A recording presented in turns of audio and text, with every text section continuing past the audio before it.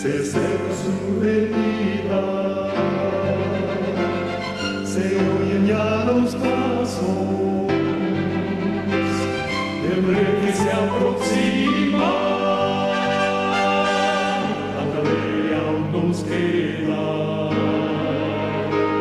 denunciar a pueblo gente que Jesús está volviendo. Victorioso y esplendente, pronto vendrá, Cristo muy pronto vendrá, pronto vendrá, pronto Jesús volverá.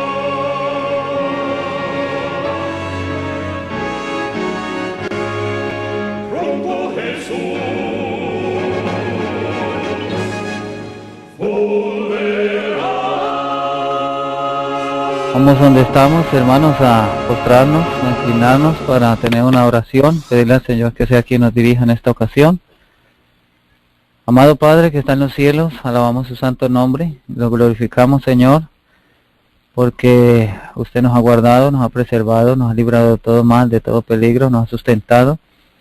Y por sobre todas las cosas, a pesar de nuestra inmundicia, de nuestros defectos de carácter y de nuestras cosas malas, usted se ha propuesto, Señor, con estos hijos defectuosos, puede seguir predicando este mensaje y le ha placido a usted utilizarnos para ello. Qué privilegio, Señor. Le damos muchas gracias por utilizarnos, le damos muchas gracias por guardarnos y porque, no siendo merecedores, Cristo, su Hijo amado, murió por nosotros. Guárdenos, Padre.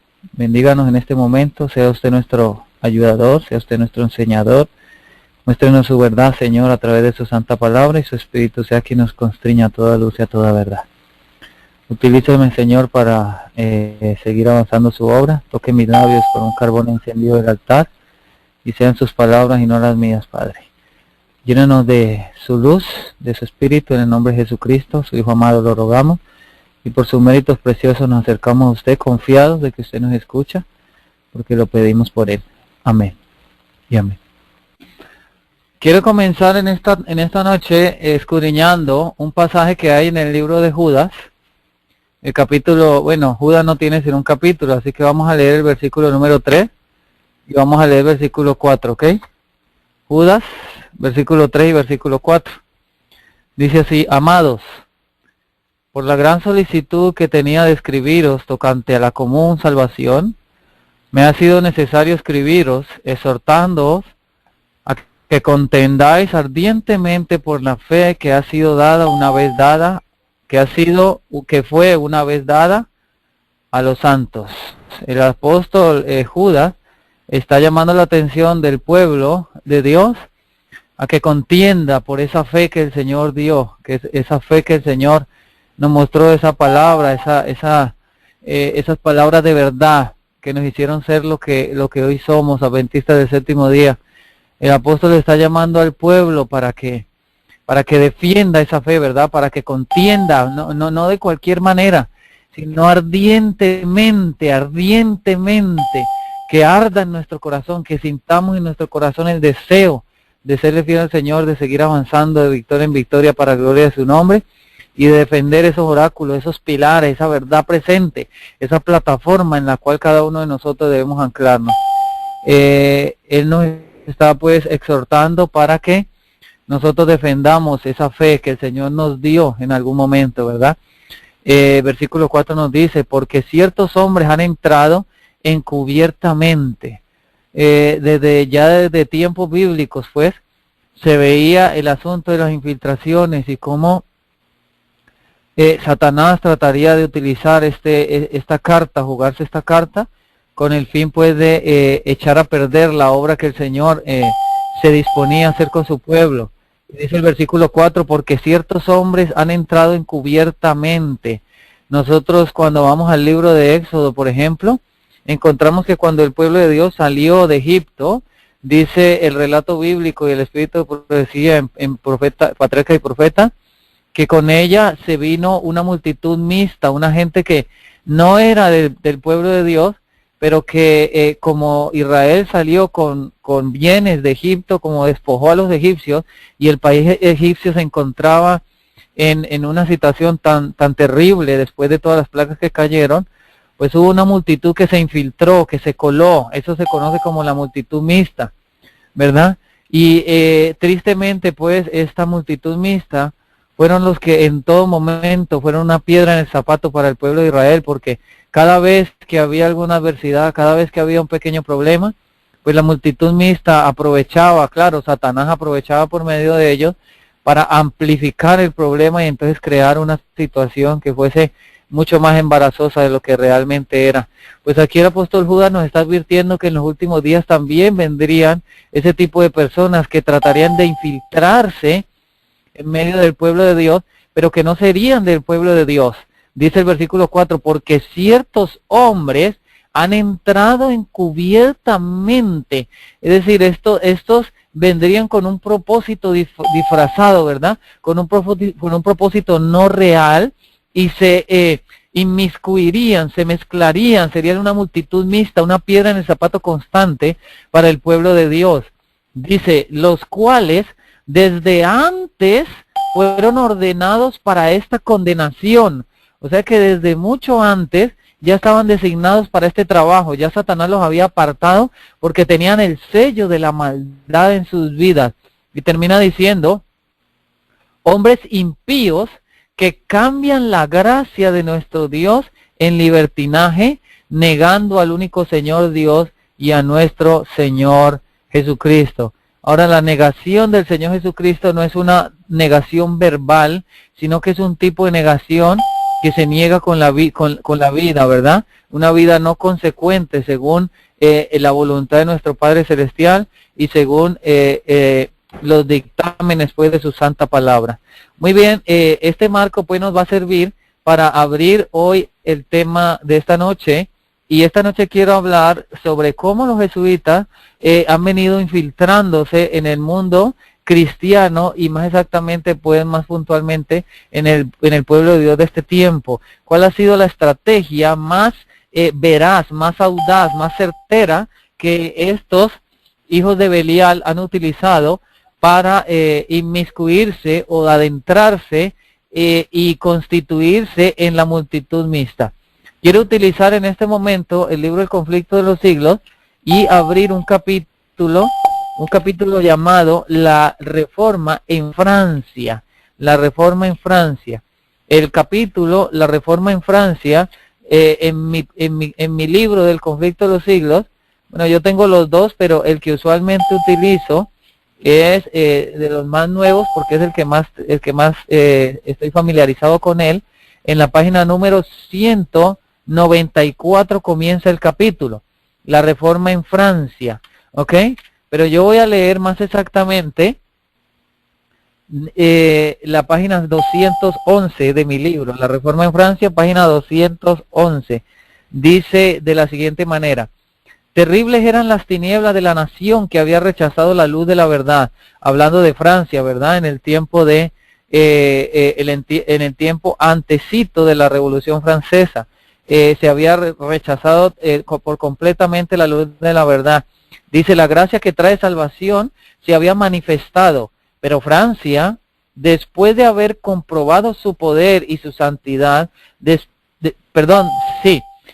después que millares de sus hijos hubieron sido alumbrados por su belleza, o sea, por la belleza de la verdad, después que su radiante luz se hubo esparcido por ciudades y pueblos, se desvió y escogió las tinieblas en vez de la luz. Habían rehusado los franceses el don celestial cuando les fuera ofrecido. Habían llamado a lo malo bueno y a lo bueno malo. Si ustedes notan esta característica, es exactamente lo mismo que sucede hoy en el mundo entero, tanto en el mundo secular como en el mundo que se denomina cristiano. A lo malo se llama bueno y a lo bueno se llama malo. Sigue diciendo, hasta llegar a ser víctima de su propio engaño. Y ahora, aunque creyeran de todo corazón que servían a Dios, persiguiendo a su pueblo, su sinceridad no los dejaba sin culpa. habían rechazado precisamente aquella luz que los hubiera salvado del engaño y librado sus almas del pecado de derramar sangre. Fíjense ustedes que este es el marco que se estaba viviendo en Francia durante el siglo XVI, siglo XV y siglo XVI. Sigue diciendo, se juró solemnemente en la gran catedral que se extirparía la herejía, y en aquel mismo lugar, 3 siglos más tarde, iba a ser entronizada la diosa de la razón por un pueblo que se había olvidado del Dios viviente. Volviéndose a formar la procesión, y los representantes de Francia se marcharon dispuestos a dar principio a la obra que habían jurado llevar a cabo. Este fue el precedente, o lo que sucedió un poquitito luego de lo que se conoció como la matanza de San Bartolomé, que se desarrolló el 21 de enero de 1535. ¿Ok? En ese momento hubo una gran persecución, se persiguió al pueblo de Dios y se le mató. Y Francia entonces comenzó a partir de ese momento su decaimiento moral y espiritual hacia lo que se denominó como la Revolución Francesa. Dice, los tormentos que sufrieron estos confesores de Cristo no son para describirlos, pero no hubo desfallecimiento en las víctimas. Al ser instado uno de estos hombres para que se retractase, dijo: yo solo creo en lo que los profetas y apóstoles predicaron en los tiempos antiguos y en lo que la comunión de los santos ha creído. Mi fe confía de tal manera en Dios que puedo resistir a todos los poderes del infierno. Eso fue lo que dijo pues un hermano que fue torturado durante esa persecución en Francia. Ahora, mis amados, hay algo muy interesante que yo tengo que mostrarles y lo vamos a hacer en este momento, abriendo el capítulo 18 de Apocalipsis, y vamos a leer el versículo 13. No vamos a leer todo porque ya lo leímos en el estudio pasado, solamente en el 13, y quiero resaltar un solo punto del versículo 13.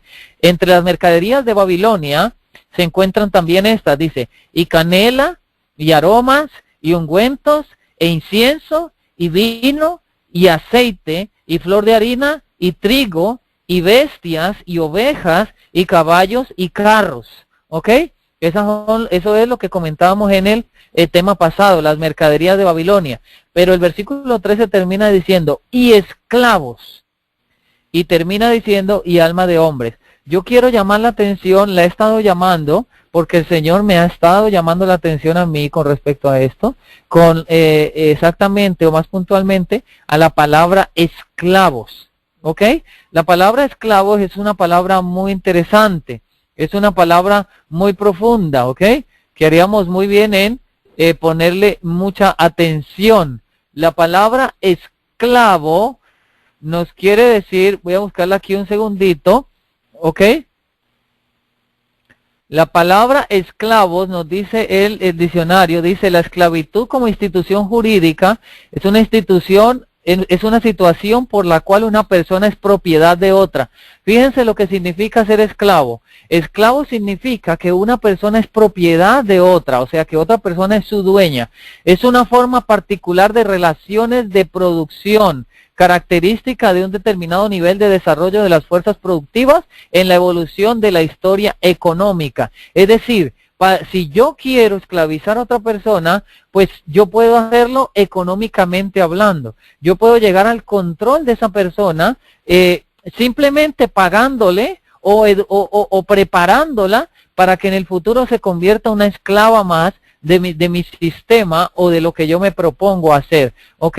Pero para eso se necesita un camino o hay que desarrollar una estrategia que me permita a mí como esclavizador llegar al control de la mente del esclavo para poder entonces convertirlo en esclavo. Por eso Apocalipsis 18 nos está diciendo que ese sistema conocido como Babilonia, ¿verdad? Encabezado por la bestia que sale de la tierra y por la bestia que sale del mar, diseñarían un sistema que lograría llegar al control mental del mundo entero. Muy bien, vamos a seguir avanzando aquí en el libro El conflicto de los siglos, la reforma en Francia. La página 212, la página 212 dice de la siguiente manera: el evangelio de paz que Francia había rechazado iba a ser arrancado de raíz, lo que acarrearía terribles consecuencias. El 21 de enero de 1793, es decir, a los 258 años cabales, contado desde aquel día en que Francia entera se comprometía a perseguir a los reformadores, bueno, ahí vemos otra persecución, ¿verdad? En el siguiente párrafo nos dice lo siguiente: la Reforma había presentado al mundo una Biblia abierta, ¿ok? Eso era lo que habían hecho los reformadores. Los reformadores, cuando nosotros vamos a la Reforma, lo que fue la Reforma, o cuando nosotros hablamos de Lutero, de Calvino, de Melanchthon, de Farel y de todos estos reformadores, nosotros vamos a encontrar algo muy interesante. Actualmente hablamos de la Reforma y actualmente hablamos de la Contrarreforma, pero realmente muy poco hemos estudiado profundamente en qué consistió la Reforma y en qué consistió la Contrarreforma. ¿Cómo se dispusieron las cosas y qué fue lo que realmente se le llamó reforma o contrarreforma? Hoy vamos a tratar de estudiar un poquito los dos aspectos. Sigue diciendo el conflicto, dice: la Reforma había presentado al mundo una Biblia abierta, había desatado los sellos de los preceptos de Dios e invitado al pueblo a cumplir sus mandatos. Dice más abajo: Francia misma, al rechazar el don celestial, sembró la semilla de la anarquía y de la ruina, y la acción consecutiva e inevitable de la causa y del efecto resultó en la revolución y el reinado de terror.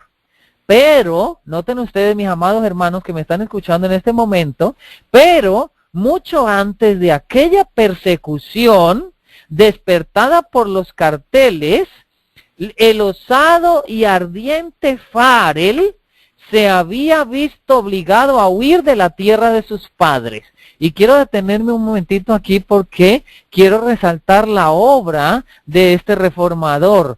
Farel fue un hombre que Dios utilizó, hermanos, para hacer una reforma tremenda, importantísima, y es una de las reformas que ha estado en el tiempo, uno de los golpes más letales al jesuitismo y al sistema católico romano. Noten ustedes lo que dice: Farel fue obligado a apartarse de la tierra de sus padres, que era precisamente Francia, pero él se refugió en Suiza, y mediante los esfuerzos con que secundó la obra Zwinglio fue uno de los primeros reformadores, que también encontramos su historia en el conflicto de los siglos.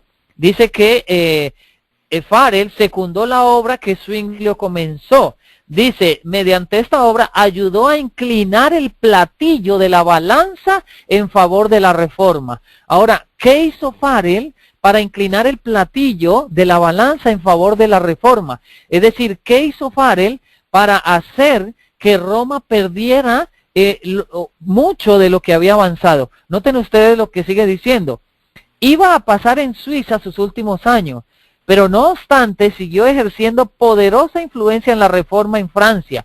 Durante los primeros años de su destierro, dirigió sus esfuerzos especialmente a extender en su propio país el conocimiento del Evangelio. Dedicó gran parte de su tiempo a predicar a sus paisanos cerca de la frontera. O sea que este hombre se iba cerca de la frontera entre Suiza y Francia y le predicaba a sus paisanos del lado de Suiza, y les predicaba pues la verdad presente. Dice: desde donde seguía la suerte del conflicto con infatigable constancia y ayudaba con sus palabras de estímulo y sus consejos. ¿Ok?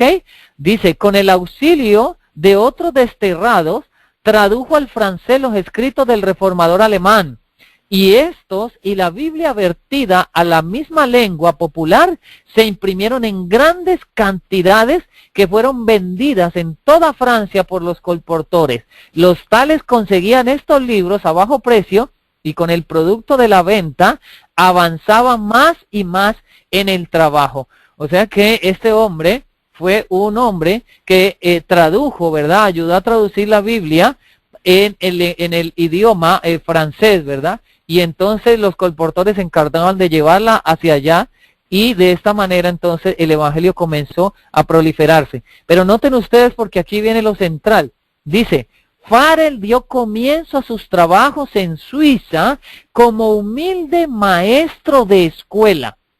se retiró a una parroquia apartada y se consagró a la enseñanza de los niños. Además de las clases usuales requeridas por el plan de estudios, introdujo con mucha prudencia las verdades de la Biblia, esperando alcanzar a los padres por medio de los niños. Mis amados amigos, apreciados hermanos y visitas que me están escuchando en esta hora, quiero que vayamos en nuestras Biblias un momentito al libro de Éxodo. Vamos un momento al libro de Éxodo y vamos a abrir el capítulo. Dice, y Moisés y Aarón fueron a ser llamados a Faraón, el cual les dijo, andad, andad, id vosotros, servid a Jehová vuestro Dios. Y ahora Faraón, hermanos, y quiero hacer un alto aquí para decirle lo siguiente. Miren, el sistema de Faraón, el sistema de egipcio representa actualmente el sistema satánico del nuevo orden mundial, ¿ok?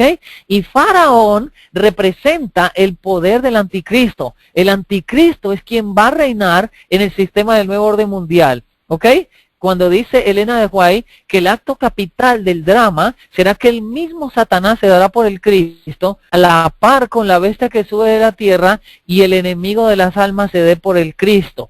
Ese reino va a ser el reino en esta tierra del nuevo orden mundial, la unión de todos estos poderes. Muy bien, pero aquí lo tenemos en el antiguo Egipto. Dice, entonces está hablando Faraón a Moisés y Aarón, que son los representantes del pueblo de Dios en este tiempo o en el tiempo futuro, ¿verdad? No muy lejano. Sigue diciendo, el cual les dijo, o sea, lo primero que Moisés, hermano, le recalcó a Faraón fue, hemos de ir con nuestros niños. El versículo 10 del capítulo 10 de Éxodo nos dice lo siguiente, y él les dijo, así sea Jehová con vosotros. ¿Cómo yo os dejaré ir a vosotros y a vuestros niños? Mirad cómo la maldad está delante de vuestro rostro. No será así. Id ahora vosotros, y ahora vosotros, id ahora vosotros, dice Satanás, los varones, los viejos, los mayores, id ahora las mujeres, pero a los niños me los dejan aquí. ¿Ok? Allí nosotros vemos, hermanos queridos, y visitas que me están escuchando en esta hora, mis amados hermanos, cómo Satanás pretende educar, tomar o hacerse dueño de los niños. ¿Por qué los niños? Porque sabe el enemigo de las almas, mis apreciados hermanos, que si hay algo que tiene que llegar a controlar en este sistema es los niños. ¿Por qué los niños? Porque los niños son el futuro del planeta. Porque los niños son la fuerza que va a continuar con este mensaje. Porque los niños son la fuerza que va a controlar, que va a seguir o sosteniendo la plataforma de la verdad presente, o por otra parte sosteniendo la plataforma de la silla sobre la cual se sienta la bestia y su imagen. Fíjense ustedes lo que sigue diciendo el conflicto de los siglos. Farel dio comienzo a sus trabajos en Suiza como humilde maestro de escuela. Dice, esperando alcanzar a los padres por medio de los niños. Ahora la pregunta es, ¿qué logró este hombre con esta táctica de evangelismo? Dice el conflicto de los siglos. Algunos creyeron, pero los sacerdotes se apresuraron a detener la obra y los supersticiosos campesinos fueron incitados a oponerse a ella. Dice, Farel había deseado mucho plantar en Ginebra el estandarte protestante. Si esa ciudad podía ser ganada a la causa, se convertiría en centro de la reforma para Francia, Suiza e Italia. Fíjense ustedes la estrategia que este hombre de Dios utilizó y cómo el Espíritu de Dios lo iluminó, mis amados amigos. Fíjense lo ambicioso de su plan, ¿ok?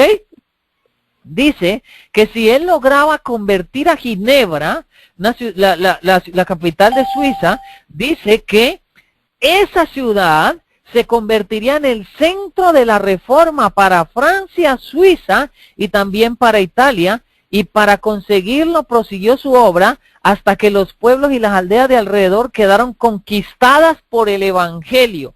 Luego entró en Ginebra con un solo compañero, pero no le permitieron que predicara sino 2 sermones. Después de esos 2 sermones, hermanos, a Farel lo sacaron y lo callaron. Pero este hombre hizo una obra preciosa porque comenzó a sembrar, y por la obra que él inició, arrancó lo que se conoció como la Reforma en Suiza, más exactamente en Ginebra. Noten ustedes lo que dice el siguiente párrafo. Para la siguiente tentativa, el elegido fue un instrumento menos destacado. O sea, una vez que fue acallada la voz de Farel y no se le permitió volver a predicar en Ginebra, dice que él tenía un discípulo del cual se dice lo siguiente: un joven de tan humilde apariencia que era tratado con frialdad hasta por los que profesaban ser amigos de la Reforma. ¿Qué podría hacer uno como él allí donde Farel había sido rechazado? ¿Cómo podría un hombre de tan poco valor y tan escasa experiencia resistir la tempestad ante la cual había huido el más fuerte y el más bravo? No por esfuerzo ni con poder, sino por mi espíritu, dice Jehová de los ejércitos. Y yo digo, alabado sea su nombre y amén. Pues bien, mis amados hermanos que me están escuchando en esta hora, ese jovencito que prosiguió con la obra que Farel comenzó, este gran reformador en Suiza, se llamó Fromento, ¿ok?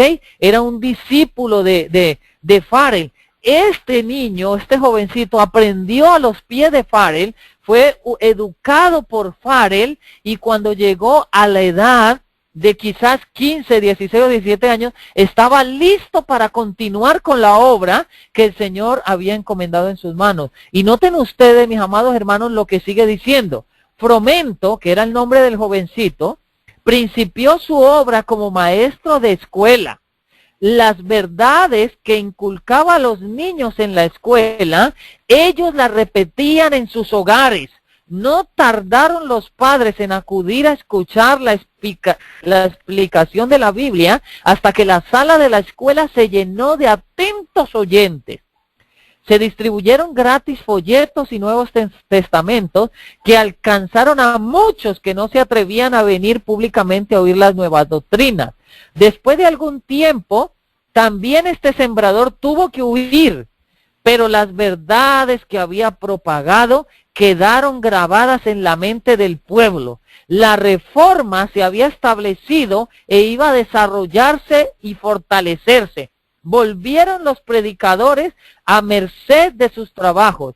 El culto protestante se arraigó finalmente en Ginebra. ¡Wow! Mis hermanos, mis queridos amigos que me escuchan en esta hora, cuando este servidor lee esto, cómo se desarrolló esta reforma y la estrategia que utilizaron estos hombres de Dios, simplemente tiemblo. ¿Por qué? Ya les voy a decir por qué. Porque si hay algo, mis amados hermanos, que inquieta a Satanás, es precisamente el ver que el pueblo de Dios se une para desarrollar un sistema por medio del cual los niños y los jovencitos sean ganados para gloria de Cristo, para gloria de Dios y para edificación de su reino. En este momento, 2 hombres, uno conocido como Farel y el otro jovencito conocido como Fromento, lograron cambiar toda una ciudad y volverla totalmente protestante, ganarla para la reforma. Y esa ciudad se convirtió en el epicentro de la reforma para 3 países: Italia, Francia y Suiza. Muy bien, en la siguiente página del Conflicto de los Siglos, encontramos que esta reforma que estos hombres de Dios iniciaron en Suiza, fue un golpe tan decisivo y tan certero al sistema católico romano, que en la página 215, es decir, la página inmediatamente después de que vemos lo de Farel, vemos el nacimiento de la orden de los jesuitas.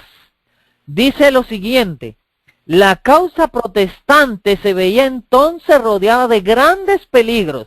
Los anatemas del Papa tronaban contra Ginebra. Ginebra, fíjense ustedes, Ginebra era aquella ciudad donde Farel y el jovencito Fromento iniciaron la reforma. ¿Ok? Fue tan fuerte este movimiento en Ginebra que dice que los anatemas del Papa tronaban contra Ginebra y poderosas naciones amenazaban con destruirla. ¿Cómo iba tan pequeña ciudad de Suiza a resistir a la poderosa jerarquía que tan a menudo había sometido a reyes y emperadores? ¿Cómo podría vencer los ejércitos de los grandes capitanes del siglo? En toda la cristiandad se veía amenazado el protestantismo por formidables enemigos. Pasados los primeros triunfos de la Reforma, Roma reunió nuevas fuerzas con la esperanza de acabar con ella. Entonces fue cuando nació la orden de los jesuitas, que iba a ser el más cruel, el menos escrupuloso y el más formidable de todos los campeones del papado. Mis amados hermanos, la reforma que inició Farel y Fromento fue tan poderosa, y Zwinglio, también Zwinglio la inició, fue tan potente que el papado tuvo que desarrollar, instigado o inspirado por Satanás, se vio obligado a desarrollar una estrategia que fuese similar. Ya ustedes saben que Satanás siempre copia lo que Dios hace.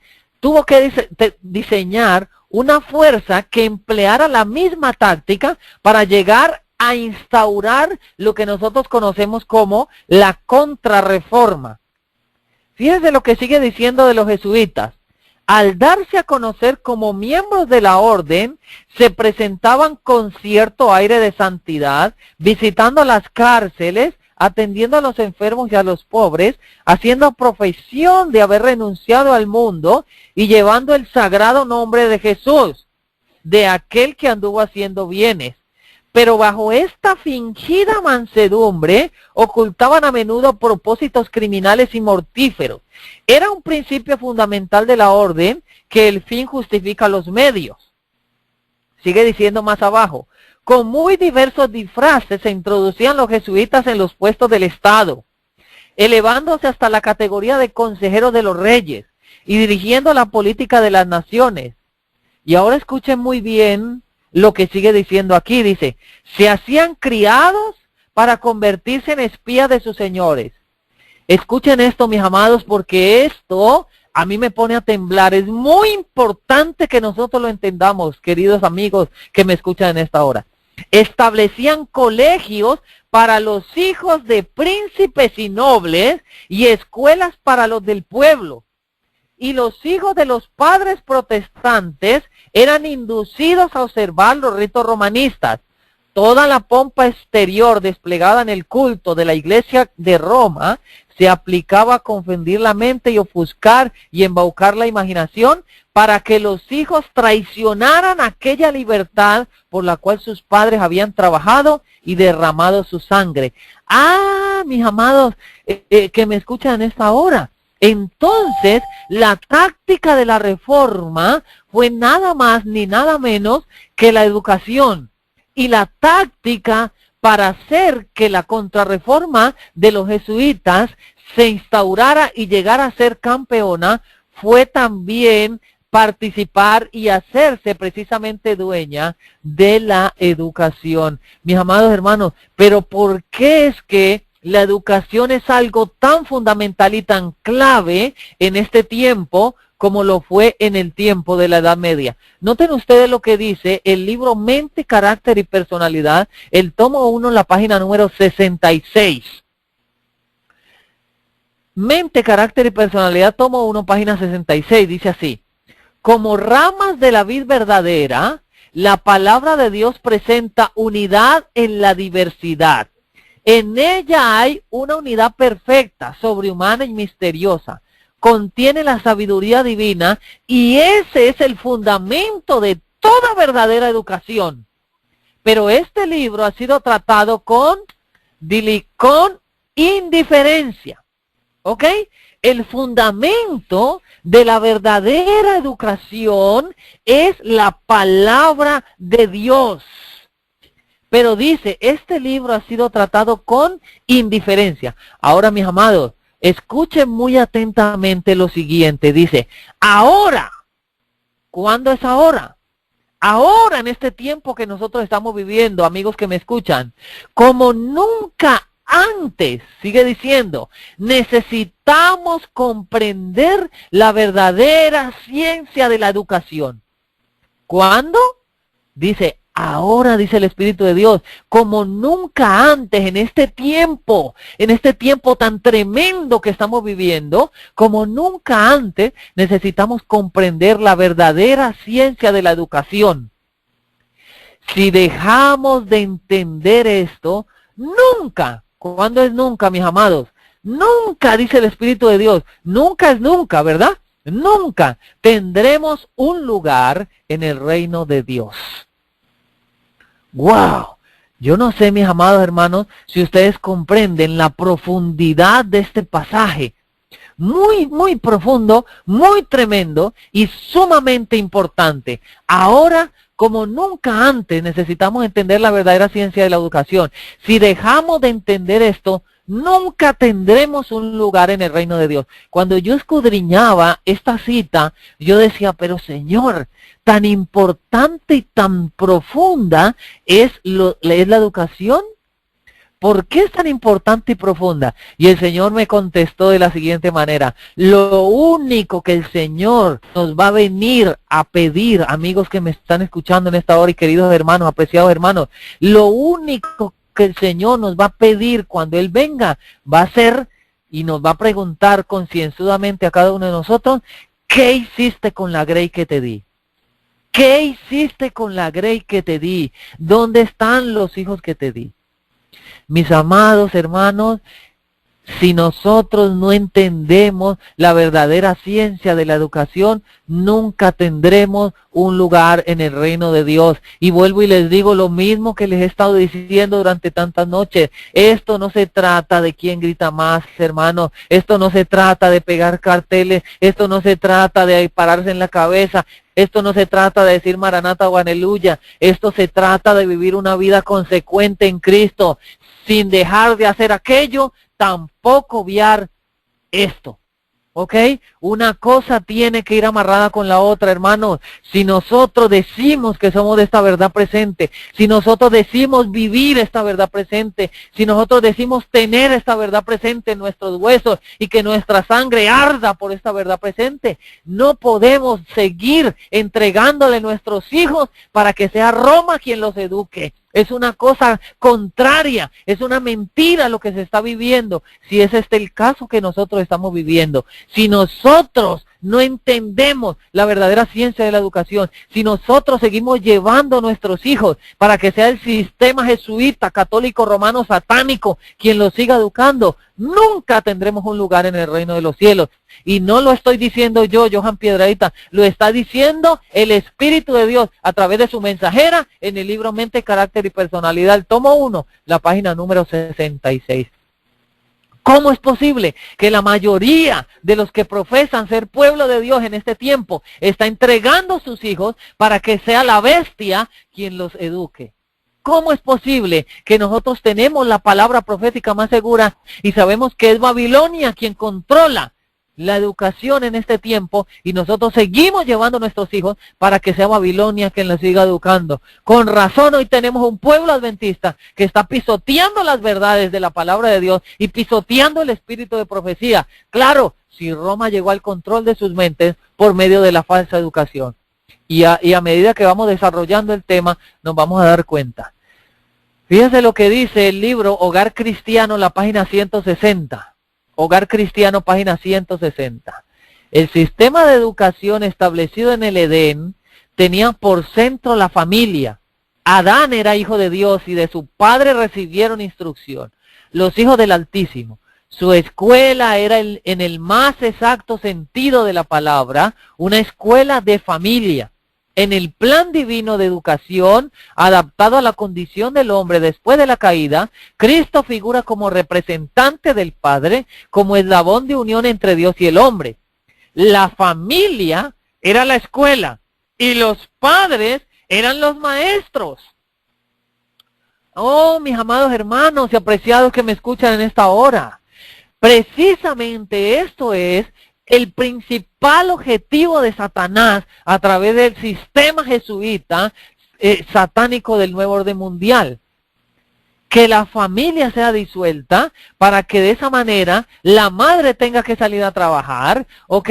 Que la familia se imbuya en el sistema de las deudas, de las tarjetas de crédito, del consumismo, para que de esa manera entonces la familia no tenga tiempo para enseñar a sus hijos, para educar a sus hijos, y de esa manera tampoco entonces haya tiempo absolutamente para nada, sino únicamente para llevar a nuestros hijos, y ahora ya desde los 3 años, anteriormente era desde los 5 años, luego de los 4 años, y ahora ya acaba de estipularlo el Ministerio de Educación, que desde los 3 años hay que llevar al niño para que sean educados en la escuela, en las escuelas de Babilonia. Y mis amados hermanos, la mayoría del profeso pueblo de Dios y de los que se llaman disque de la verdad presente están entregando sus hijos para que el sistema babilónico satánico los eduque. Y les voy a decir una cosa, quien controla la educación controla el mundo entero, porque controla a los niños y controla a la siguiente generación. Eso es lo que ha pasado y lo que ha sucedido en nuestra amada Iglesia Adventista del Séptimo Día. Sigue diciendo el libro El Hogar Cristiano. Dios proveyó para las escuelas así establecidas las condiciones más favorables para el desarrollo del carácter. Pero los hombres que se aferraban a los principios de vida de Dios moraban en los campos y cerros, cultivaban la tierra, cuidaban rebaños y vacadas, y en su vida libre e independiente, llena de oportunidades para trabajar, estudiar y meditar, aprendían de Dios y enseñaban a sus hijos sus obras y caminos. Tal era el método educativo que Dios deseaba establecer en Israel. ¿Cuál era el método educativo que Dios deseaba establecer en Israel? El método educativo de que cultivasen la tierra, que cuidasen rebaños y vacadas, y en su vida libre e independiente y llena de oportunidades para trabajar, estudiar y meditar, aprendieran de Dios, que era su maestro, y luego enseñasen a sus hijos la verdad presente que Dios les estaba mostrando y enseñando en ese precioso tiempo en el cual ellos pasaban en compañía de su Padre Celestial. En el libro de Primera de Samuel, el capítulo número 8, libro de Primera de Samuel, capítulo número 8, nosotros encontramos un aspecto importantísimo que quiero resaltar en este momento. Cuando el Señor sacó a Israel del sistema satánico de Faraón, el sistema de Egipto, saca a Israel para que Israel fuese libre. No la saca para que continuara en opresión y en esclavitud, sino que la saca para que Israel fuese libre. ¿Libre en quién? Libre en Cristo, libre en Dios. Y el Señor Jesucristo nos dice, y conoceré la verdad, y la verdad os hará libres. Muy bien, el Señor comienza a llevar a Israel a través de ese precioso éxodo que ya nosotros hemos estudiado y conocemos de memoria, ¿ok? Durante todos esos años, Dios fue su director, Dios fue su rey, Dios fue su sustentador, Dios fue su educador, y el Señor instituyó para ese precioso pueblo un sistema educativo que les permitiera conocer y comprender de que Jehová era Jireh, de que Jehová era su sustentador, de que Jehová era su rey, de que de Jehová era quien debían depender, y de que Jehová sería su maestro y educador. ¿Ok? Y el pueblo siguió viviendo durante muchísimos años bajo este sistema de libertad en Cristo, bajo este sistema de libertad en Dios. Pero en el capítulo 8 de Primera de Samuel encontramos que Samuel ya era viejo y sus hijos gobernaban no rectamente. En el versículo 5 dice lo siguiente, capítulo 8 de Primera de Samuel, versículo 5.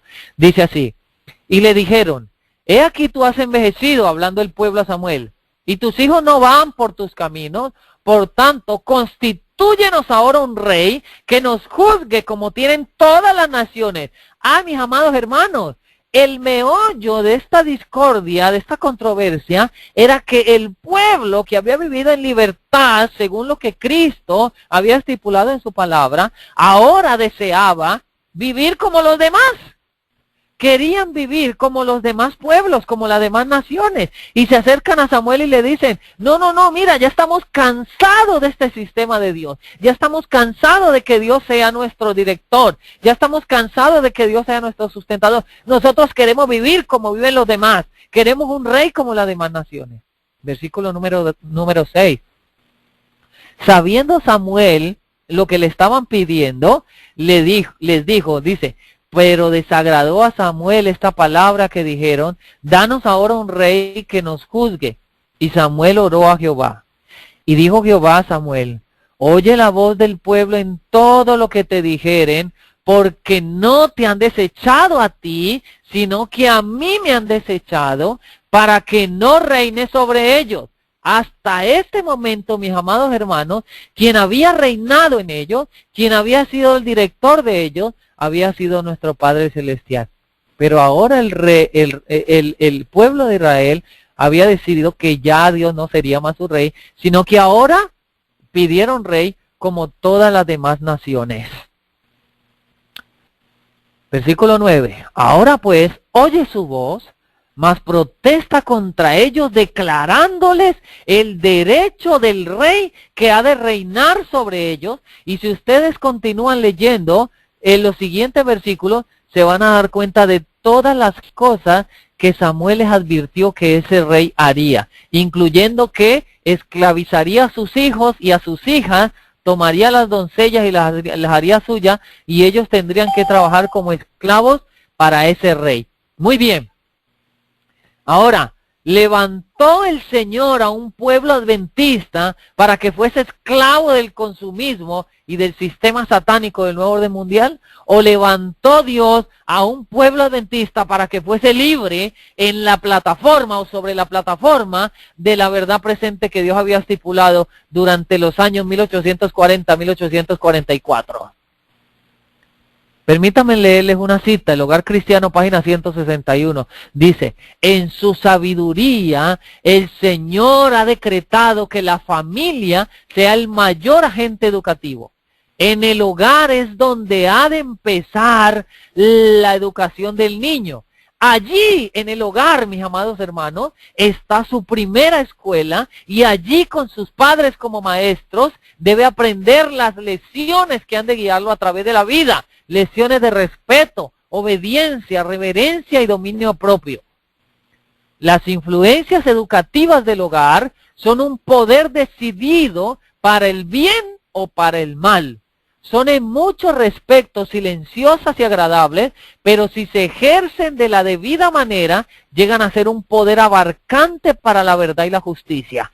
Noten ustedes, mis amados hermanos, que igual que pasó con el Israel antaño, igual que sucedió durante la Reforma en Francia, igual sucedió en los años 40, 1840 a 1844, y es lo que vamos a ver en lo que nos queda de tiempo. Fíjense ustedes, hermanos, que la mensajera del Señor, inspirada por el Espíritu Santo, nos está diciendo que es en el hogar donde comienza la educación. Los jesuitas sabían que para llegar al control del mundo entero, necesitaban controlar la educación, necesitaban controlar las escuelas, necesitaban llegar a esas mentes tiernas de nuestros hijos, porque de esa manera entonces controlarían la siguiente generación.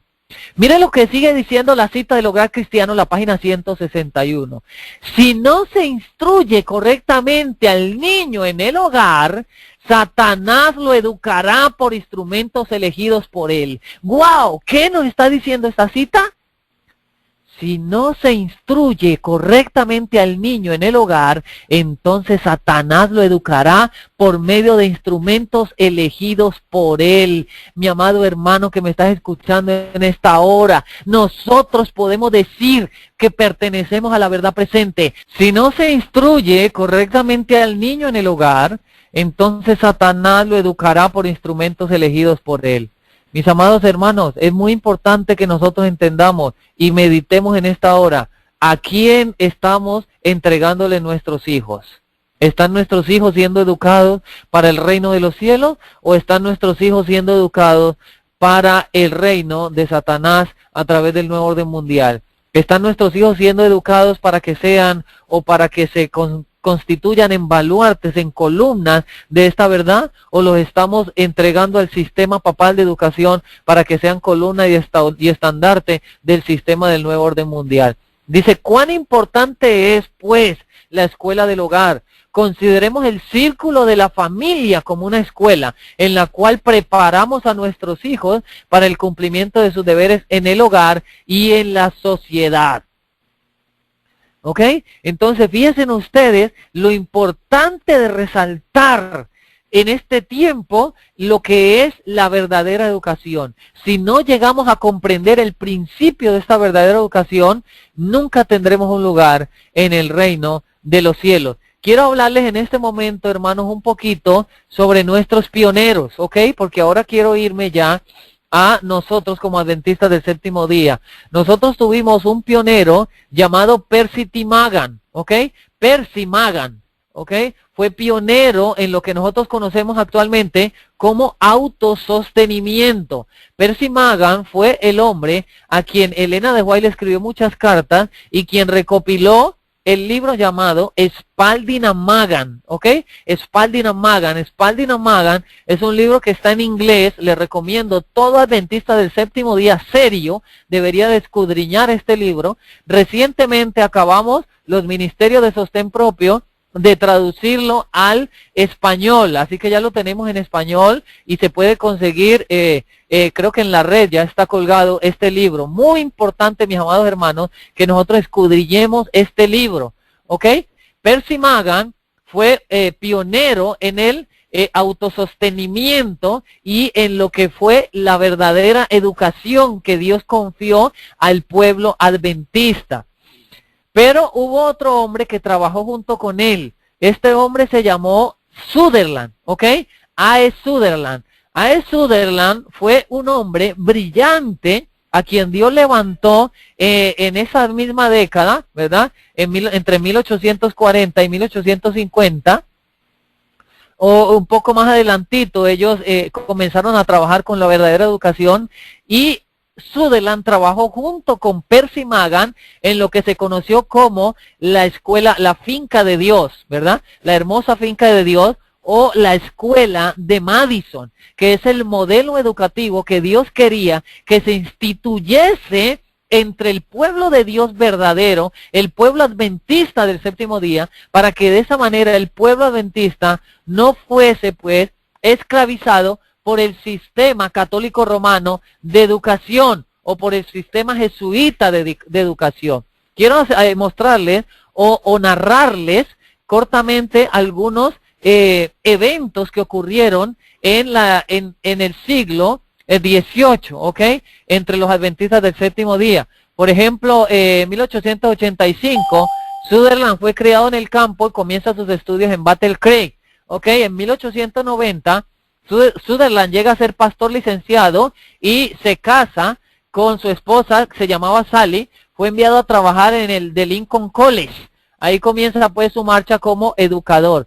Mientras que Percy Magan vivía en la casa de Ellen White. En 1891, Sutherland es llamado a trabajar en Battle Creek como profesor y en ese momento él empieza a promover la dieta vegetariana en este lugar, ¿ok? Para 1891, aún en los colegios se servía una dieta a base de carne, ¿verdad? O de animales. Pero una vez que Sutherland llega haciendo reformas en la dieta Y desde allí dice que en ese momento Elena White se encuentra en la escuela de Avondale y le empieza a escribir muchas cartas a Magan, ¿verdad? A Magan y a Sutherland, orientándoles con respecto a la educación, pero aún estos dos hombres de Dios no se habían unido. En 1892, Sutherland es llamado al Walla Walla College como director y allí promueve la educación práctica, cursos de corta duración de cocina, jardinería y de impresión. Ahora, desde 1892, Sutherland ya tiene una línea que va en contra del sistema de educación jesuita. Hermanos, el sistema de educación jesuita que nosotros tenemos actualmente es un sistema que realmente está diseñado para esclavizar al ser humano al sistema. ¿Ok? Quiero leerles en este momento un libro que todo adventista del séptimo día debería de tenerlo. Este libro está en inglés, pero ya lo tenemos en español también. Se llama Estudios sobre Educación Cristiana. Fue escrito por Sutherland, ¿ok? El libro se titula Estudios sobre Educación Cristiana, las experiencias educativas anteriores al clamor de medianoche, o sea, en 1844. Fíjense lo que dijo Sutherland. Este es un estudio muy importante, hermano, con respecto a la educación. Dice, el temor para aceptar y realizar reformas es una marca del sistema papal de educación. Ustedes se han preguntado, ¿por qué nosotros hoy le damos el mensaje a nuestros hermanos adventistas de la apostasía que se está viviendo allí y ellos tienen tanto miedo en salir de allí? ¿Se preguntan por qué eso? ¿Ustedes se han preguntado por qué la gente tiene tanto miedo a que la siguiente quincena no llegue el cheque y realmente hoy es tan difícil encontrar personas que conozcan lo que es depender directamente de Dios por la fe? ¿Por qué se ha dado eso en las mentes de los seres humanos? Bueno, dice así, el temor para aceptar y realizar reformas es una marca del sistema papal de educación. Siempre ha sido la política del papado esterilizar el cerebro de los maestros a fin de que no puedan ser impregnados con las ideas de la reforma. El sistema papal de educación hace que ellos estén contentos de repetir series de lecciones a los alumnos como ellos las aprendieron en la escuela, sin pensamiento alguno de hacer aplicaciones prácticas. Los estudiantes, por su parte, salen para enseñar a otros la misma repetición que han aprendido. De esta manera, el trillo interminable sigue su curso, siempre aprendiendo, pero nunca llegan a ningún lugar. Oh, mis amados hermanos, esto es algo tremendo y profundo que nosotros tenemos que entender para este tiempo. Lo que hacen los jesuitas es llegar al control del maestro. El maestro le enseña al niño y el niño a su vez cuando crece, si nace o crece para enseñar lo mismo. Y es una cadena que nunca se va a romper. ¿Por qué? Porque, hermanos, la estrategia más potente, más poderosa que tienen los jesuitas para llegar al control del ser humano es controlar la educación. De esa manera llegan a esclavizar al ser humano. Muy bien, voy a ir un poco más adelante. En 1901, aparece Testimonio para la Iglesia, el tomo 6, en el cual hay 83 páginas que hablan de la verdadera educación. Y dicho sea de paso, se lo recomiendo, hermanos, leas en este capítulo, en el tomo 6 de los Testimonios para la Iglesia. En 1901, el colegio de Battle Creek es trasladado a Barry Spring, actualmente es la Universidad de Andrews, y están siendo altamente criticados. ¿Por qué Percy Magan y el hermano Sutherland fueron criticados por el mundo y por la organización? Porque cuando ellos llegaban a un colegio, lo primero que hacían era arar las canchas, ¿ok? Cuando ellos llegaron al colegio Battle Creek, dice que en el colegio Battle Creek habían canchas de tenis y de voleibol y de fútbol para que los alumnos jugaran. Pues bien, una vez que ellos llegaron ahí, al siguiente día trajeron tractores, mis amados hermanos, y araron todas esas canchas, y 2 días después ya los alumnos estaban afuera sembrando y trabajando en la tierra. ¿Por qué, mis amados hermanos? es tan importante la agricultura? Porque la agricultura es el ABC de toda verdadera educación. Y Tim Magan, Percy Magan y el hermano Sutherland, Pastor Sutherland, tenían claro que ellos, para cambiar o para poder llevar a los adventistas a una reforma cabal, tenían que llegar a tener una educación no según el mundo, sino según nuestro Padre Celestial. En 1903 se abre el colegio Emmanuel Missionary College, que es actualmente Andrews. Ellos eran altamente criticados por la organización, ¿ok? En 1903 se cansan ya de tanta crítica y se van a trabajar al sur. El campo del sur era el campo de los morenos, donde nadie quería ir a trabajar, ¿ok? Hay algo muy interesante que nosotros tenemos que recalcar con respecto a esto. Nadie quería trabajar en el sur, ni siquiera la organización adventista. Y la mensajera del Señor le escribió muchos testimonios a la organización diciéndole, el estado actual del sur es una deshonra para nosotros como adventistas, porque nadie quiere ir a trabajar por ellos. Pero, hermanos, estos obreros de sostén propio, como lo fue el hijo de Elena White, ¿ok? Que él desarrolló o creó o construyó más bien el barco que se conoció como el The Morning Star. Por medio de este barco y a través de el Mississippi, ellos comenzaron a predicarle a muchas personas del sur, a muchos morenos del sur. El hijo de Elena White, ¿verdad? Se me escapa en este instante el nombre. Él fue atentado, o sea, atentaron contra su vida 2 veces. En ese tiempo, trabajar por la gente de color era sumamente peligroso porque los blancos los consideraban como sus sirvientes o sus esclavos. Entonces los blancos no querían que nadie trabajara para el desarrollo de los morenos.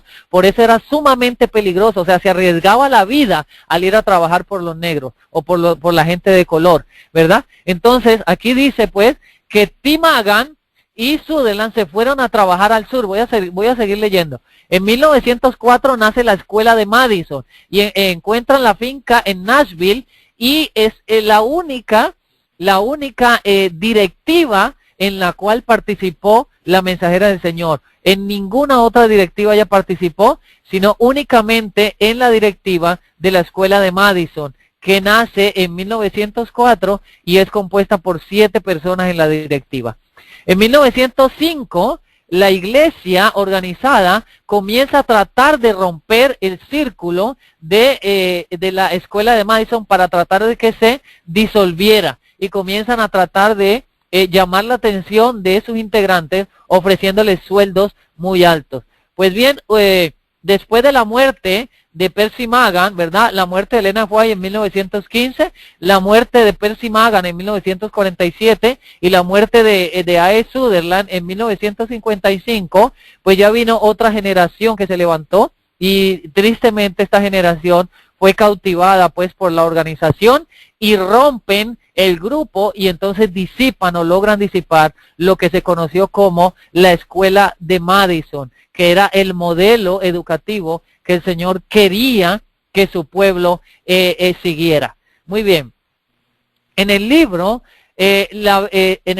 Estudios sobre la verdadera educación de A.E. Sutherland, este pionero, inspirado por el Señor, escribió lo siguiente: se sobreentiende que todo adventista del séptimo día cree que la educación cristiana y el mensaje del tercer ángel son la misma verdad.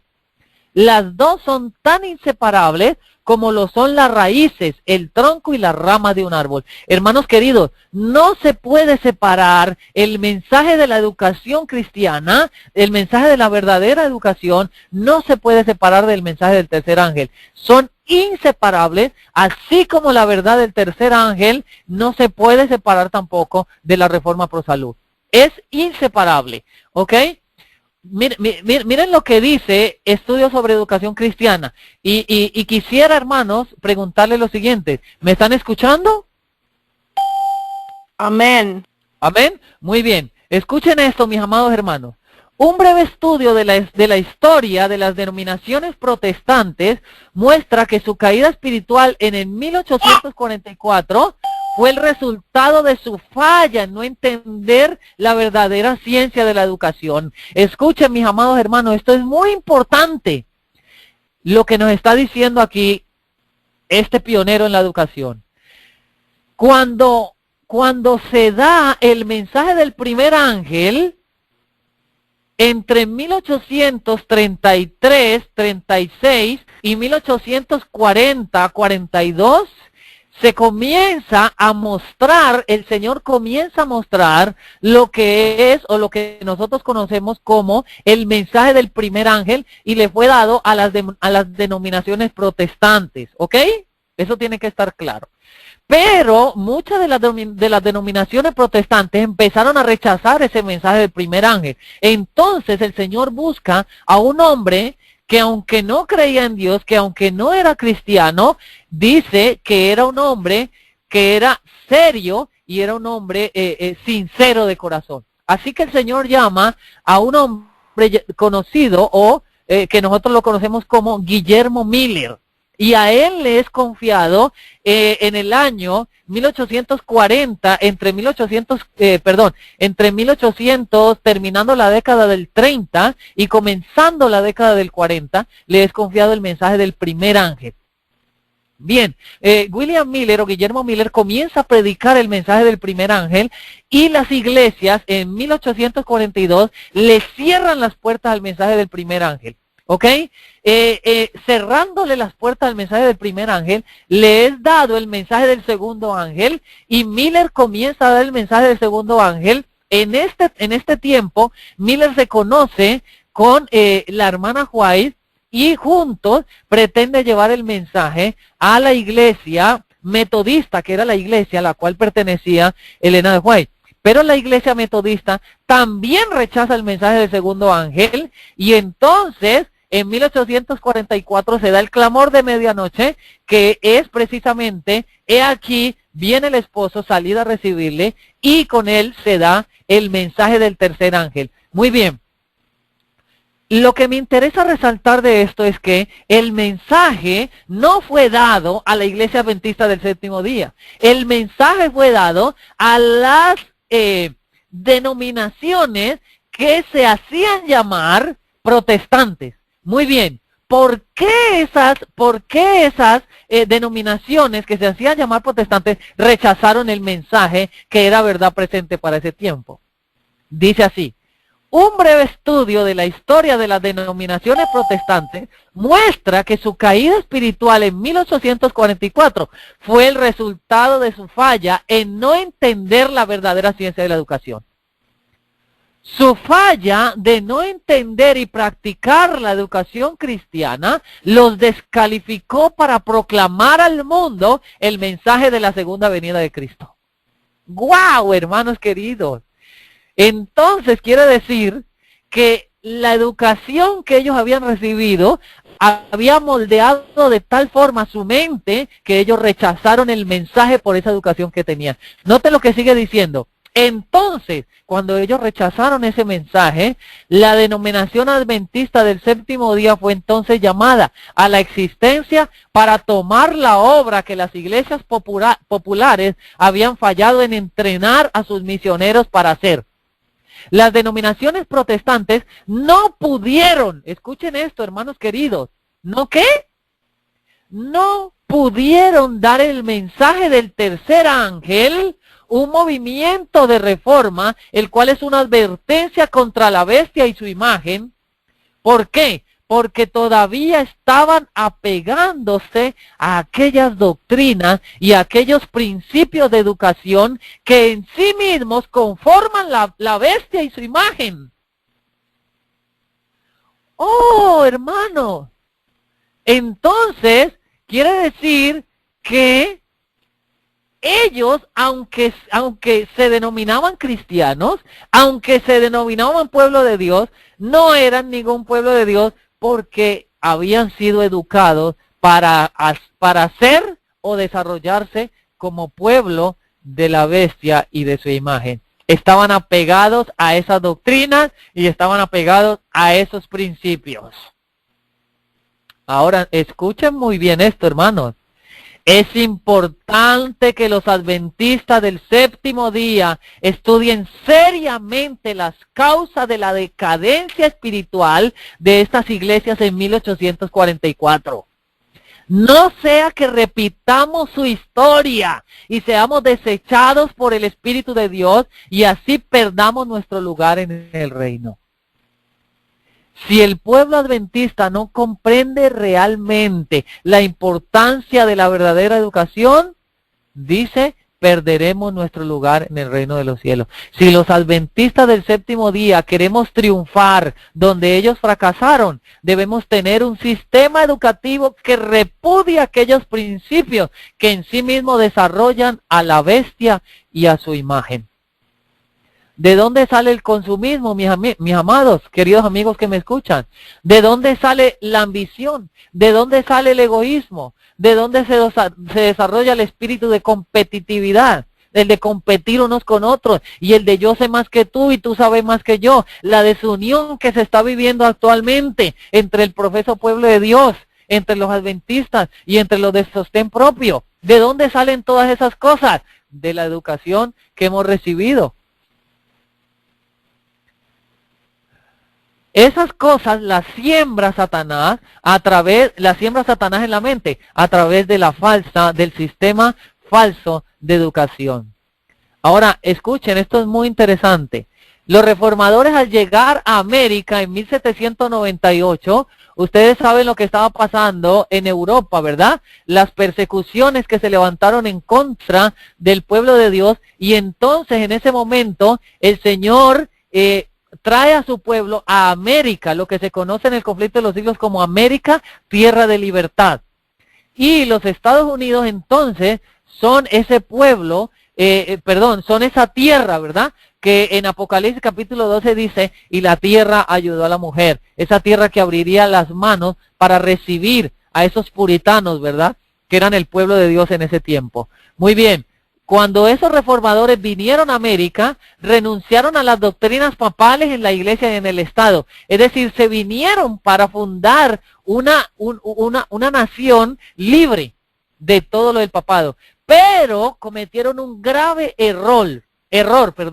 Se trajeron consigo y retuvieron el sistema papal de educación. Es decir, se trajeron las mismas costumbres educativas que traían de Europa, y por eso, hermanos, hoy se está viviendo lo que se está viviendo en los Estados Unidos de Norteamérica.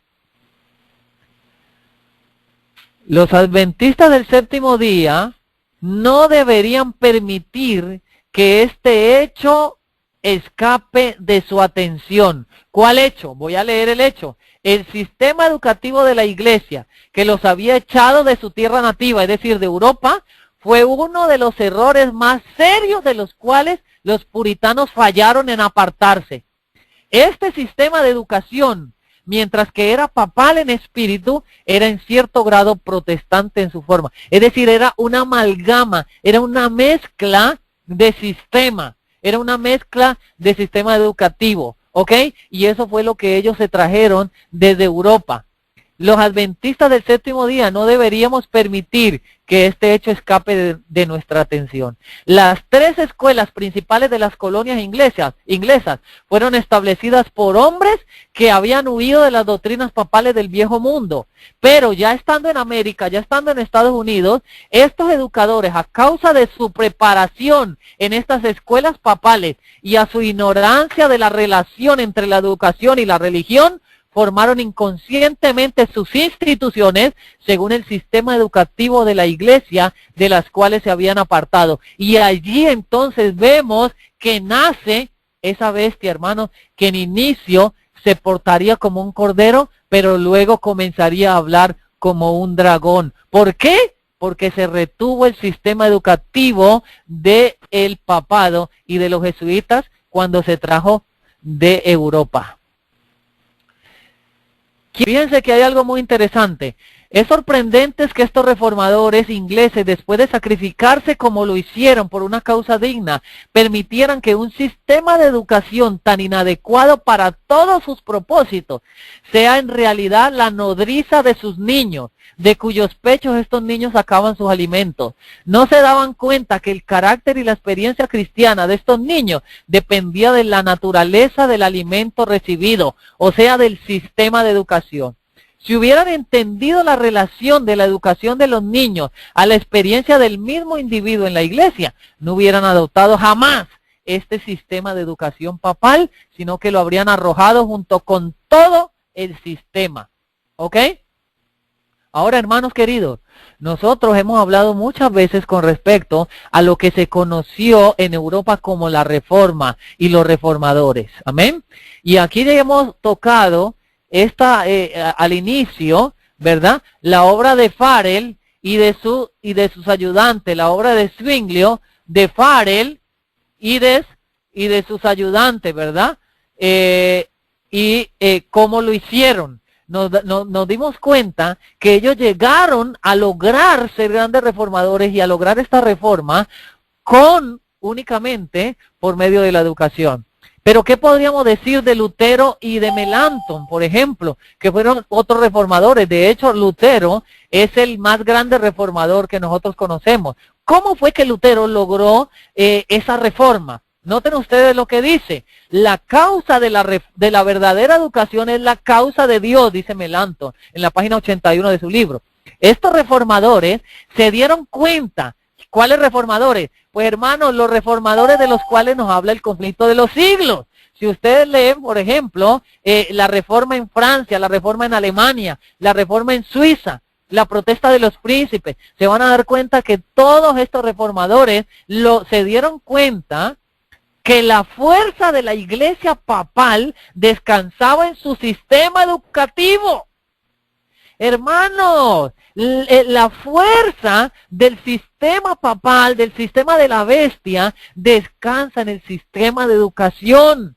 ¿Por qué en el sistema de educación? Porque es por medio de la educación como están llegando a cumplir Apocalipsis, capítulo 18, versículo número 7, lo leímos hace un momento, en el último párrafo o en la última parte, donde nos dice que también mercadearía, una de las mercancías de ese sistema apóstata sería los esclavos, el versículo 7 del capítulo 18 de Apocalipsis, los esclavos. Dice que Lutero, Melanchthon y todos los demás reformadores se dieron cuenta de que la fuerza de la iglesia papal descansaba en su sistema educativo, y entonces cuando se dieron cuenta le infligieron un golpe triturador a ese sistema e hiriéndolo trajeron a la iglesia papal a sus rodillas.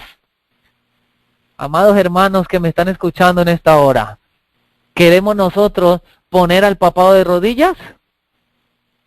Necesitamos entender el principio de la verdadera educación. Allí está la fuerza del sistema satánico del nuevo orden mundial. Por eso, hermanos, nosotros estamos viendo lo que está sucediendo hoy en las escuelas. Yo tengo algunas noticias aquí de última mano y se las voy a leer, ¿ok? Por ejemplo, Nelson Mandela, que recién desapareció, este hombre, dijo, la educación es el arma más poderosa para cambiar el mundo. Así lo expresó este hombre dirigido por Satanás, ¿ok? La educación, digo dirigido por Satanás porque su vida fue dirigida por el enemigo, ¿ok? La educación es el arma más poderosa para cambiar el mundo, dijo. Ahora tengo aquí dos recortes de libros de texto que se están utilizando en las escuelas. Dice, en los textos escolares se está adoctrinando a las personas para que vean un gobierno mundial como algo positivo y necesario para lograr que la gente acepte tranquilamente el sistema del nuevo orden mundial. El primer punto del libro, que tengo el recorte, dice, el primer punto dice, gobierno mundial, la construcción de una democracia global. Y el punto número 2 dice, nuevas instituciones para un nuevo orden mundial. Y les estoy leyendo dos encabezados de un libro de historia, de ciencias, ¿verdad? De una escuela cualquiera. Así que ya en los libros de texto de las escuelas está saliendo este aspecto, ¿ok? El objetivo es cambiar al mundo gradualmente mediante la educación, mediante el acondicionamiento operante y el control mental. Entonces no se necesitará gastar miles de millones en armamento. El prepararlos en las escuelas es mucho más barato y eficaz. Y quiero hacer un paréntesis con lo que sucede, por ejemplo, en Medio Oriente. Ustedes ven que la gente se pone una gran cantidad de dinamita alrededor de su cuerpo y se vuelan, se inmolan, ¿verdad? ¿Quién les enseña esto a ellos? Pues precisamente los educan para eso. Y la educación es tan poderosa, que ellos llegan a creer que al matarse están rindiendo homenaje a Dios, ¿ok? Tengo aquí otra noticia, por ejemplo, en Miami, ¿verdad? En Estados Unidos, se propuso, un grupo satánico propuso, yo creo que esta noticia tal vez ustedes la vieron, propuso que se repartiesen o tenían la intención o tienen la intención de repartir libros satánicos en las escuelas públicas de Miami, ¿verdad? Muy bien. En Puerto Rico, por ejemplo, se sacó un libro, todos estos videos ustedes los pueden encontrar en YouTube, se sacó un libro que se llama Quiero Saber, Educación Sexual para Niños. Es un libro de educación sexual que está dirigido a niños de escasos 1 o 2 años, mis amados hermanos que me están escuchando, apreciadas visitas. Pero lo más pavoroso, yo tengo el video aquí, la noticia, es lo que contiene el libro. Es algo terrible, tremendo. Solamente le voy a dar 2 o 3 aspectos de lo que contiene el libro. Uno es, el libro enseña que el vicio secreto es totalmente normal y que cualquier persona lo puede practicar a cualquier edad. Imagínense lo que le están enseñando a un libro, lo que le están enseñando a un niño en las escuelas, un niño de 1 o 2 años, ya enseñándole sobre la masturbación, hermanos. Esto es algo satánico, terrible. También el libro enseña que no importa, que las relaciones prematrimoniales son totalmente normales y que eso cualquiera las puede practicar. Así que imagínense ustedes lo satánico de esto, echando por tierra totalmente la institución del matrimonio que Dios dio desde principios de la historia de la creación. ¿Ok? Esa es la educación que se está dando hoy en las escuelas del mundo, en las escuelas seculares, mis amados. Y tristemente la gran mayoría del pueblo de Dios está imbuido y tiene sus hijos en ese sistema satánico de educación. Salid de ella, pueblo mío. Ese es el último mensaje de misericordia, hermanos. El clamor de medianoche para este tiempo, el fuerte pregón del mensaje del cuarto ángel. Salid de ella, pueblo mío. Salid de ella, pueblo mío. Porque este sistema satánico nos está esclavizando, hermanos. Nos está esclavizando y ya estaba escrito. Si vamos a la Biblia, por ejemplo, vamos a encontrar quién educó a Juan el Bautista y nos vamos a dar cuenta que fue su madre quien la educó. ¿Quién educó a nuestro Señor Jesucristo? Fue su mamá quien educó. Fue su mamá quien le dio la verdadera educación, las bases de lo que él iba a hacer. ¿Quién va a educar al movimiento que va a dar el último mensaje de misericordia? ¿Quién va a educar al tercer Elías? Pues mis amados hermanos, déjenme decirles, el tercer Elías no va a ser educado en las escuelas mundanas del sistema del nuevo orden mundial. El deseo de toda la gente, en la página 50 nos dice, el niño Jesús no recibió instrucción en las escuelas de las sinagogas. Su madre, su mamá, fue su primera maestra humana. Del labio de ella y de los rollos de los profetas, aprendió las cosas celestiales. Las mismas palabras que él había hablado a Israel por medio de Moisés le fueron enseñadas sobre las rodillas de su mamá. Y al pasar de la niñez a la adolescencia, no frecuentó las escuelas de los rabinos, no necesitaba la instrucción que podía obtenerse de tales fuentes, porque Dios era su instructor. Alabado sea su santo nombre, mis amados. Dios es el instructor de este pueblo que va a dar el último mensaje de misericordia, el fuerte pregón del mensaje del tercer y cuarto ángel. Necesitamos, hermanos, entender el verdadero mensaje de la educación. Dice en Mente, Carácter y Personalidad, tomo 1, página 66. Si dejamos de entender esto, nunca tendremos un lugar en el reino de Dios. ¿Ok? Voy a decir lo último, hermanos, para ir terminando. ¿Ok? El Señor nos dice en el capítulo 17 de Apocalipsis, el versículo 1, hablándole a Juan, dice, vino uno de los 7 ángeles que tenía las 7 copas y habló conmigo diciéndome, ven acá, hablándole a Juan, ven acá Juan, ven, y te mostraré la condenación de la gran ramera. ¿Quién es la gran ramera? El sistema católico romano, el sistema papal, el sistema jesuita, que llegaría al control de todos los aspectos de las necesidades básicas del ser humano con el fin de llegar a esclavizarlo, y especialmente de la educación. ¿Ok? Ven acá y te mostraré la condenación de la gran ramera. Pero lo que me interesa resaltar en este momento es lo siguiente, la cual está sentada sobre muchas, ¿qué? Sobre muchas aguas. ¿Qué son las aguas en la profecía? Pues las aguas son muchedumbres, gran cantidad de gente, mucha gente. ¿Por qué Satanás va a ser atado en el milenio, mis amados? Porque no va a tener gente. ¿En qué consiste el poder satánico? En que tiene gente, en que hay mucha gente. ¿Y en qué consiste el poder de la gran ramera? En que tiene gente. Ese sistema católico romano se fortalece porque tiene gente que sostiene esa plataforma, gente que trabaja todos los días en el sistema del nuevo orden mundial para sostenerlo, para mantenerlo, ¿ok? Y gastan su vida en este sistema. ¿Y por qué hay tanto miedo a una reforma? Porque la educación nos preparó para que fuésemos esclavos de un sistema anárquico, que fuésemos dependientes de ellos, mis amados. Y nosotros muchas veces, la mayoría del profeso del pueblo de Dios, está trabajando para sostener esa plataforma donde se sienta la gran ramera.